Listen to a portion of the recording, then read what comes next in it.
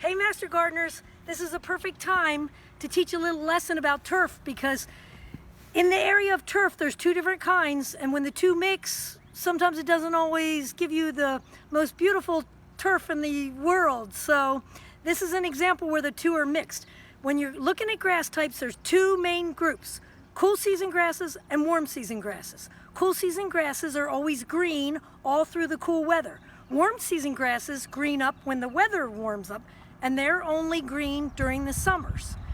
So you have to determine what kind of grass you like the most, and then try to focus mostly on fertilizing during the time period when that plant's actively growing.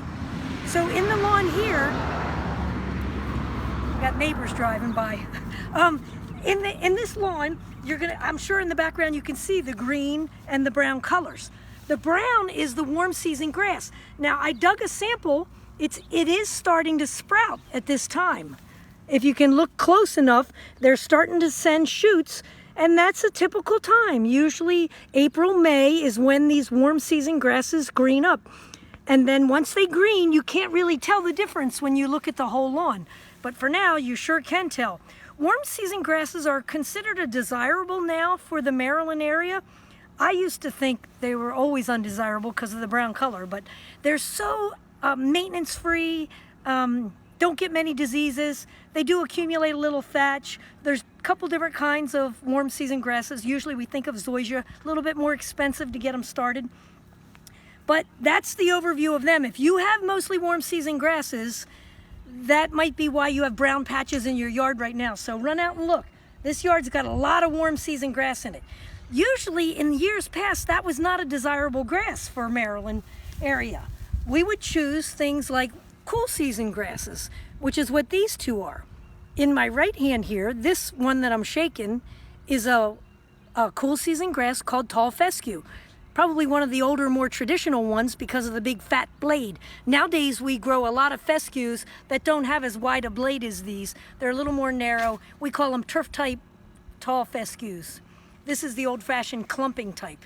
But you can whistle in them. You probably remember as a kid putting it between your thumbs and whistling. That way you know those are fescues.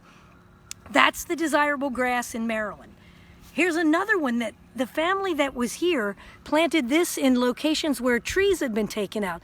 This is Kentucky bluegrass. It is a beautiful grass, but it tends to need a little bit more fertilizer, and it tends to be more prone to disease. It has a good recovery when it has damage, but it's a little bit more temperamental grass. So most of the time, the only way you're going to get Kentucky bluegrass in your lawns nowadays is when you're buying sod to lay it. But that's an overview of them. And you know, it's hard to grow turf in Maryland. This is why. I drew you a picture of a United States map. We're considered, Maryland and Virginia are considered in the climate transitional zone. North of here is where the cool season grasses love. South of here is where the warm season grasses thrive. We're in this transition zone. That's why we end up with this blend of the both of them in our yards. Once you get a blend of both, it is hard to break the cycle of one and just choose one without killing the whole yard, which is an expensive endeavor to do. As a general rule, if you like the cool season grasses, which are green most of the year, we do most of that work in the fall season. That's when you're going to be doing your fertilizing. That's when you're going to be doing renovations or slit seeding or renewing things. That's the time of the year to focus. Even though all the seed companies are saying, we want to come fertilize your yard now, do it now. Spring is not always the best time, because sometimes we're actually fertilizing the Chesapeake Bay and we're having runoff problems. So we don't encourage spring fertilization at the University of Maryland unless there's problems with your turf. So that's an overview of warm season and cool season. Hope you learned something new.